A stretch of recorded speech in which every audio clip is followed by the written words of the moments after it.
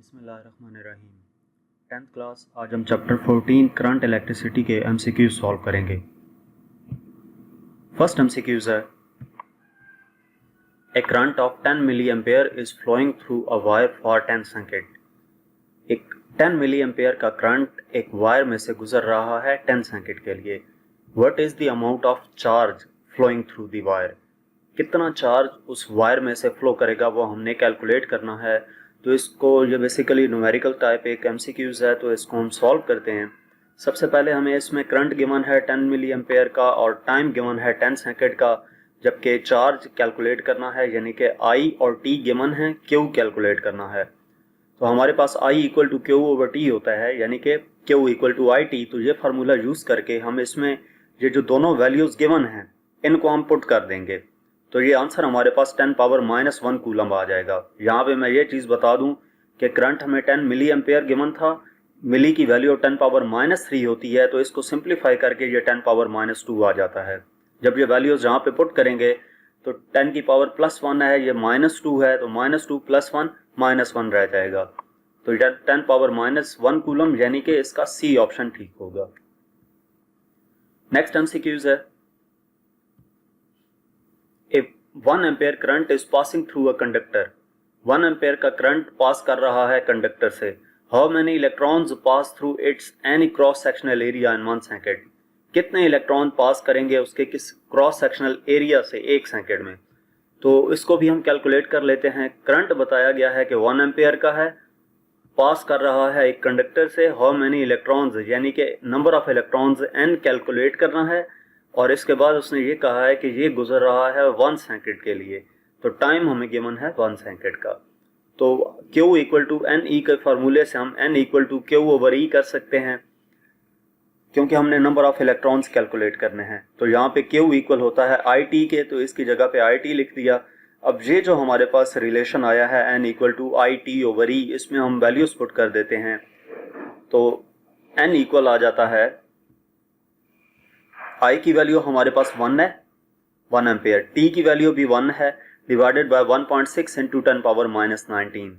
ये हमारे पास इलेक्ट्रॉन पे जो चार्ज होता है वो है। तो इसको हम सिंप्लीफाई करेंगे तो ये हमारे पास 6.25 इंटू 10 पावर 18 इलेक्ट्रॉन्स आ जाता है। तो इसका मतलब ये है कि डी ऑप्शन करेक्ट होगा। इसके बाद नेक्स्ट MCQs है,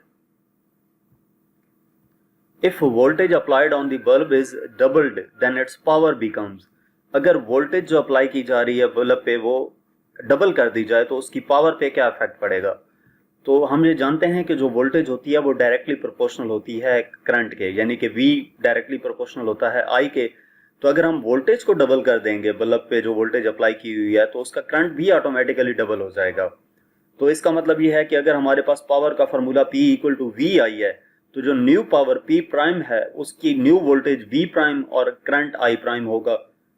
तो V प्राइम उसने कहा था वोल्टेज को डबल कर देना है, 2V हो गया, करंट भी डबल हो जाएगा, 2I हो जाएगा, तो ये 4VI हो जाता है। यानी कि VI की अगर वैल्यू P थी, पावर P के इक्वल था, तो VI की जगह पे P पुट किया।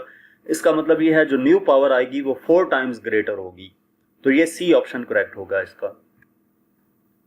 नेक्स्ट MCQ नंबर 4 है, electron volt is not the unit of. ये हमारे पास 4 ऑप्शन गिवन है, इनमें से इलेक्ट्रॉन वोल्ट किस चीज़ का यूनिट नहीं है। तो बेसिकली इलेक्ट्रॉन वोल्ट जॉल के इक्वल होता है, तो जितनी भी यहाँ पे एनर्जीज गिवन है उनका जो यूनिट होगा वो इलेक्ट्रॉन वोल्ट होगा। जैसे इलेक्ट्रिकल एनर्जी है, हीट एनर्जी है, और वर्क का यूनिट भी जॉल होता है, तो उसको भी हम इलेक्ट्रॉन वोल्ट कर सकते हैं। तो ये जो इलेक्ट्रिक पोटेंशियल है इसका यूनिट इलेक्ट्रॉन वोल्ट नहीं होता, इलेक्ट्रिकल पोटेंशियल का जो यूनिट होता है वो हमारे पास वोल्ट होता है। इसके बाद तो इसका ये C ऑप्शन करेक्ट होगा। नेक्स्ट MCQs नंबर 5 है, by applying a potential difference of 10 volt across a conductor, a current of 1.5 ampere passes through it। कि जब हम पोटेंशियल डिफरेंस 10 वोल्ट का अप्लाई करते हैं एक कंडक्टर के अक्रॉस, तो 1.5 एम्पेयर का करंट उसमें से पास करता है। How much energy would be obtained from the current? उसमें से कितनी एनर्जी ऑब्टेन होगी 2 मिनट्स में? तो हम इसका डाटा देख लेते हैं। डाटा में हमारे पास वोल्टेज गिवन है पोटेंशियल डिफरेंस 10 वोल्ट का, across a conductor of current of 1.5 ampere, यानी कि आई हमें 1.5 एम्पेयर गिवन है। How much energy would be obtained, कितनी एनर्जी हमें हासिल होगी, यानी कि ई हमने कैलकुलेट करना है from the current in 2 minute. Time given है 2 मिनट का, 2 मिनट से मुराद 1 मिनट में 60 सेकंड होते हैं, तो ये 2 मिनट्स के 120 सेकंड्स हो गए। तो हम यहाँ पे जॉल्स ला अप्लाई करेंगे, W equal to I square R T. यहाँ पे W एनर्जी को रिप्रेजेंट करता है, वर्क डन को रिप्रेजेंट करता है। तो आई स्क्वायर आर टी में जो आई एक आई है यहाँ से, वो आर के साथ हमने लिख दिया ब्रैकेट में। अब ये जो आई आर है ये इक्वल होता है V के, तो ये हमारे पास रिलेशन आ गया W equal to I V T. इसमें हम वैल्यूज पुट करते हैं। तो आई की वैल्यू हमें 1.5 गिवन है, वोल्टेज गिवन है 10 वोल्ट का, और टाइम गिवन है 120। इनको हम मल्टीप्लाई करेंगे तो 1800 जॉल आता है, जो कि इक्वल होता है 1.8 किलो जॉल के। तो ये डी ऑप्शन इसका करेक्ट होगा। नेक्स्ट हमारे पास एमसीक्यूज नंबर 6 है। Ohm metre is the unit of, ohm metre किस चीज का यूनिट है, इलेक्ट्रिक एनर्जी का, स्पेसिफिक रेजिस्टेंस का, इलेक्ट्रिकल पोटेंशियल का, या हीट एनर्जी का। तो जो ओम मीटर है वो बेसिकली स्पेसिफिक रेजिस्टेंस का एसआई यूनिट है। नेक्स्ट एमसीक्यूज नंबर 7 है। If 4 kilo ohm and 2 kilo ohm resistance R connected in parallel, दो रेजिस्टेंस कनेक्ट की गई हैं पैरेलल में, तो उनकी इक्विवेलेंट रेजिस्टेंस क्या होगी। तो इसको भी हमें सॉल्व करना पड़ेगा। जब दो रेजिस्टेंस हम पैरेलल में कनेक्ट करते हैं तो उसके लिए जो फार्मूला हमारे पास होता है वो उनके रेसिप्रोकल्स ऐड होते हैं, यानी कि 1/RE equal to 1/R1 plus 1/R2।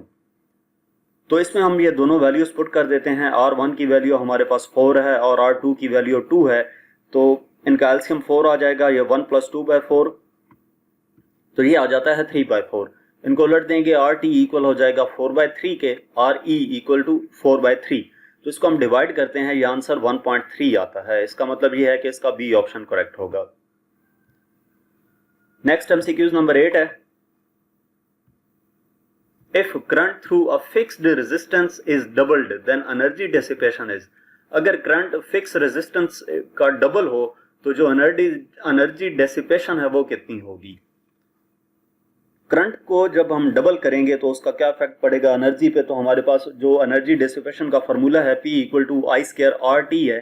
तो यहाँ से जो P है वो डायरेक्टली प्रोपोर्शनल आ रहा है आई स्क्वायर के। ये हमें यहाँ से नजर आ रहा है कि R और T कांस्टेंट हो अगर, तो P डायरेक्टली प्रोपोर्शनल है आई स्क्वायर के।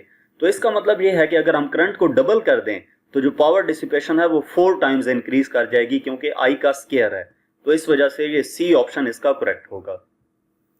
नेक्स्ट एमसीक्यूज नंबर 9 है।